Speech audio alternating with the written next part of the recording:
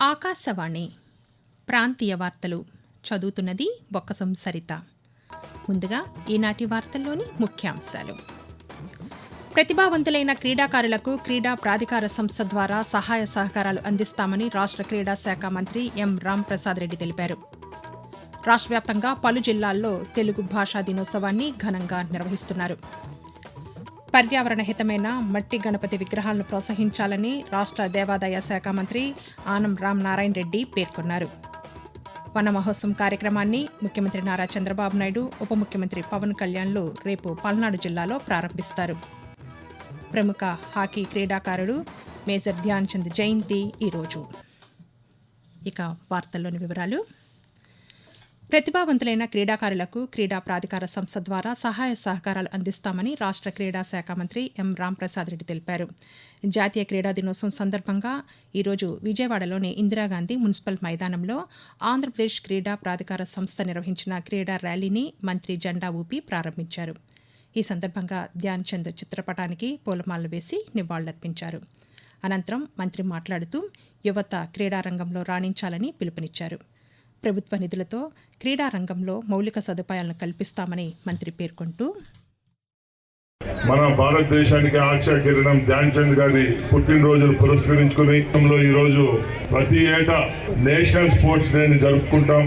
మన యొక్క టెన్యూర్ లో 5 years లో తప్పకుండా శక్తి వంచన లేకుండా కేంద్రం నుంచి ఏమైనా నిధులు రావాల్సిందే ఖేలో ఇండియా తరపున అయితేనేం, నేషనల్ తరపున సెంట్రల్ గవర్నమెంట్ నుంచి స్టేడియంస్ కి అయితేనేం, అలాగే ఎక్విప్మెంట్ విషయంలోనైతేనేం, ప్రోత్సాహకాల విధమైతేనేం, ఈ విధంగా తప్పకుండా మనం ప్రభుత్వం తరపున అందరినీ ప్రోత్సహిస్తామని మీ అందరి ముందు తెలియజేసుకుంటున్నా. గిడుగు వెంకట రామ్మూర్తి పంతులు జయంతిని తెలుగు భాషా దినోత్సవంగా ఈరోజు నిర్వహిస్తున్నారు. ఈ సందర్భంగా కేంద్ర హోంశాఖ మంత్రి అమిత్ షా, రాష్ట్ర ముఖ్యమంత్రి నారా చంద్రబాబు నాయుడు, ఉప ముఖ్యమంత్రి కె పవన్ కళ్యాణ్, కేంద్ర పౌర విమానయాన శాఖ మంత్రి రామ్మోహన్ నాయుడు, కేంద్ర భారీ పరిశ్రమల శాఖ సహాయ మంత్రి భూపతిరాజు శ్రీనివాస వర్మ సామాజిక మాధ్యమం వేదికగా తెలుగు భాషా దినోత్సవ శుభాకాంక్షలు తెలియజేశారు. తెలుగు వ్యవహారిక భాషా ఉద్యమానికి మూల పురుషుడు గిడుగు వెంకట రామ్మూర్తి పంతులని తెలిపారు. తెలుగు భాష గొప్పతనాన్ని భావితరాలకు అందించేందుకు కృషి చేయాలని పేర్కొన్నారు. ఇలా ఉండగా ప్రధానమంత్రి నరేంద్ర మోదీ మన్ కీ బాత్లో తెలుగు భాషా దినోత్సవ శుభాకాంక్షలు తెలియజేశారు. తెలుగు ఎంతో అద్భుతమైన భాష అని ప్రధానమంత్రి పేర్కొంటూ, मैं दुनिया भर के सभी तेलुगु भाषियों को तेलुगु भाषा दिवस की शुभकामनाएं देता हूं. प्रपंच व्याप्तंगा उन्न तेलुगु वारिकी తెలుగు భాషా దినోత్సవ శుభాకాంక్షలు. గిడుగు వెంకట రామ్మూర్తి పంతులు జయంతి సందర్భంగా రాష్ట్ర వ్యాప్తంగా పలు జిల్లాల్లో తెలుగు భాషా దినోత్సవాన్ని ఘనంగా నిర్వహిస్తున్నారు. ఇందులో భాగంగా శ్రీకాకుళంలో నిర్వహించిన తెలుగు భాషా దినోత్సవంలో ఆముదాల వలస శాసనసభ్యులు కె రవికుమార్ పాల్గొన్నారు. జిల్లాలో జన్మించిన గిడుగు రామ్మూర్తి పంతులు తెలుగు భాషకు చేసిన సేవ చిరస్మరణీయమని కొనియాడారు. అల్లూరి సీతారామరాజు, తిరుపతి జిల్లాల్లో తెలుగు భాషా దినోత్సవం నిర్వహించారు. ఈ కార్యక్రమంలో పలువురు అధికారులు, నాయకులు పాల్గొని రామ్మూర్తి పంతులు చిత్రపటానికి పూలమాలలు వేసి నివాళులు అర్పించారు. పర్యావరణ హితమైన మట్టి గణపతి విగ్రహాలను ప్రోత్సహించాలని, అందుకు ప్రభుత్వం సహకారాన్ని అందిస్తుందని రాష్ట్ర దేవాదాయ శాఖ మంత్రి ఆనం రామనారాయణ రెడ్డి అన్నారు. విజయవాడలో ఏర్పాటు చేస్తున్న 72 అడుగుల విజయ మహాగణపతి విగ్రహానికి సంబంధించిన కరపత్రాన్ని విజయవాడ పార్లమెంటు సభ్యులు కేశినేని శివనాథ్తో కలిసి మంత్రి ఆవిష్కరించారు. అనంతరం ఆనం రామనారాయణ రెడ్డి మాట్లాడుతూ రాష్ట్రంలోని 8 ప్రముఖ దేవాలయాల్లో స్వామివార్ల కళ్యాణోత్సవానికి ఉపయోగించే దేవతా విగ్రహాలను తీసుకువచ్చి ఉత్సవాల అన్ని రోజులు అక్కడి అర్చకులే కళ్యాణాలను నిర్వహిస్తారని వివరించారు. రాష్ట్ర వ్యాప్తంగా 1 కోటి మొక్కలు నాటే వనమహోత్సవం కార్యక్రమాన్ని ముఖ్యమంత్రి నారా చంద్రబాబు నాయుడు, ఉప ముఖ్యమంత్రి పవన్ కళ్యాణ్లు రేపు పల్నాడు జిల్లాలో ప్రారంభిస్తారని జిల్లా కలెక్టర్ పి అరుణబాబు తెలిపారు. ముఖ్యమంత్రి పర్యటన ఏర్పాట్లపై సంబంధిత అధికారులతో జిల్లా కలెక్టర్ నిన్న సమీక్ష నిర్వహించారు. ఈ సందర్భంగా కలెక్టర్ మాట్లాడుతూ జిల్లాలోని నరసరావుపేట మండలం కాకాని జేఎన్టీయూ ప్రాంగణంలో వన మహోత్సవం కార్యక్రమం జరగనుందని తెలిపారు.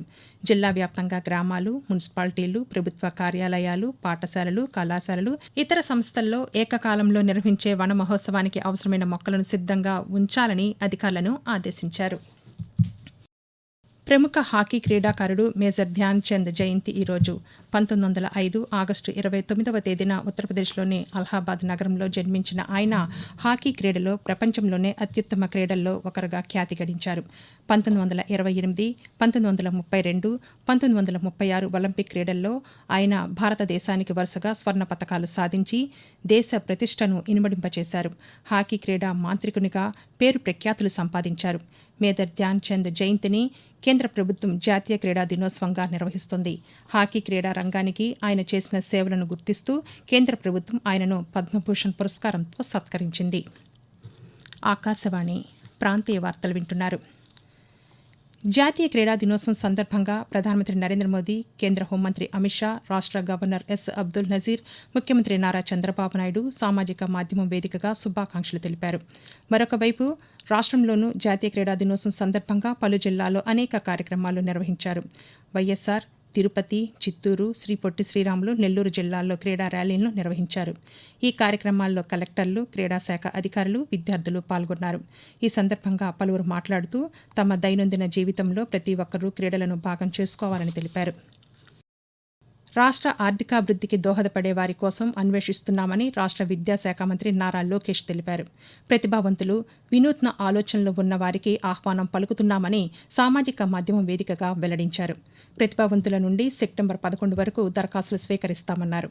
రాష్ట్రంలోనూ ఐటీ విప్లవం వచ్చేలా కృషి చేస్తామని, తయారీ రంగం అభివృద్ధికి పెట్టుబడిదారులు ముందుకొస్తున్నారని చెప్పారు. మానవ వనరులు, మౌలిక వసతులు, నాణ్యతా ప్రమాణాల పెంపుపై ప్రణాళిక రూపొందిస్తున్నామని లోకేష్ పేర్కొన్నారు. రాష్ట్రంలో పత్తి సాగు, ఉత్పత్తి పెరగడంతో పాటు రైతులకు ఆర్థిక భరోసా కలిగేలా నూతన వంగడాల అభివృద్ధికి చర్యలు తీసుకుంటామని వ్యవసాయ శాఖ మంత్రి అచ్చెన్నాయుడు, చేనేత జౌళి శాఖ మంత్రి ఎస్ సవిత తెలిపారు. పత్తిలో వ్యర్థాల తొలగింపు, రైతులకు అధిక ధర లభ్యత అంశాలపై రాష్ట్ర సచివాలయంలో నిన్న మిల్లర్లు, ఆచార్య ఎన్జీ రంగా వ్యవసాయ విద్యాలయ శాస్త్రవేత్తలు, అధికారులతో మంత్రులు సమావేశం నిర్వహించారు. ఈ సందర్భంగా మంత్రులు మాట్లాడుతూ రైతుల నుండి పత్తి కొనుగోలు చేస్తే మిల్లర్లకు పన్ను సుంకం తొలగిస్తామన్నారు. పత్తి దిగుబడుల పెంపు, వ్యర్థాల నివారణపై మహారాష్ట్ర, తెలంగాణలో పరిస్థితులను అధ్యయనం చేసి చర్యలు తీసుకోవాలని అధికారులకు సూచించారు. పత్తి రైతులు ఈ క్రాప్లో తమ పేర్లను నమోదు చేసుకోవాలని మంత్రులు సూచించారు. ఎన్టీఆర్ భరోసా కింద ప్రభుత్వం అందించే సెప్టెంబర్ నెల పెన్షన్లను ఈ నెల 31నే లబ్ధిదారులకు పంపిణీ చేయనున్నారు. 1న ఆదివారం సెలవు కావడంతో ఈ మేరకు రాష్ట్ర ప్రభుత్వం నిర్ణయం తీసుకుంది. 31న అందుకోలేకపోయిన లబ్ధిదారులకు 2న అందించాలని ఆదేశాలు జారీ చేసింది. వీలైనంత వరకు 31నే 100% పంపిణీ పూర్తి చేయాలని ఉత్తర్వులను జారీ చేసింది. 30వ తేదీ నాటికే బ్యాంకుల్లో పెన్షన్ నగదు జమ చేస్తామని, ఈ మేరకు జిల్లా కలెక్టర్లు, సంబంధిత అధికారులు చర్యలు తీసుకోవాలని తెలిపింది. ముందస్తు పంపిణీ విషయాన్ని లబ్ధిదారులకు తెలపాలని సూచించింది. వక్ఫ్ బోర్డు ఆస్తులపై పేద ముస్లింలకు హక్కు కల్పించేందుకు కొత్త చట్టాన్ని కేంద్ర ప్రభుత్వం రూపొందించిందని ఆంధ్రప్రదేశ్ బీజేపీ మైనార్టీ మోర్చా రాష్ట్ర అధ్యక్షులు షేక్ బాజీ అన్నారు. నిన్న విజయవాడలో ఆయన పాత్రికేయులతో మాట్లాడుతూ ముస్లింలకు మేలు చేసేందుకు ప్రధానమంత్రి నరేంద్ర మోదీ ఈ నిర్ణయం తీసుకున్నారని చెప్పారు. వక్ఫ్ బోర్డు ఆస్తులు అన్యక్రాంతం కాకుండా ఎన్డీఏ ప్రభుత్వం రక్షణ కల్పిస్తోందన్నారు. జన్ధన్ ఖాతా, ముద్రా యోజన వంటి సంక్షేమ పథకాల్లో ముస్లిం మహిళలు లబ్ధి పొందుతున్నారని చెప్పారు. కొత్త చట్టంతో ప్రతి పేద ముస్లింకు వక్ఫ్ ఆస్తులపై హక్కు లభిస్తుందని, ట్రిపుల్ తలాక్ రద్దు నిర్ణయంతో ముస్లిం మహిళలకు న్యాయం జరిగిందని షేక్ బాజీ వివరించారు. వార్తలు ముగించే ముందు ముఖ్యాంశాలు మరోసారి. ప్రతిభావంతులైన క్రీడాకారులకు క్రీడా ప్రాధికార సంస్థ ద్వారా సహాయ సహకారాలు అందిస్తామని రాష్ట్ర క్రీడా శాఖ మంత్రి ఎం రాంప్రసాద్ రెడ్డి తెలిపారు. రాష్ట్ర వ్యాప్తంగా పలు జిల్లాల్లో తెలుగు భాషా దినోత్సవాన్ని ఘనంగా నిర్వహిస్తున్నారు.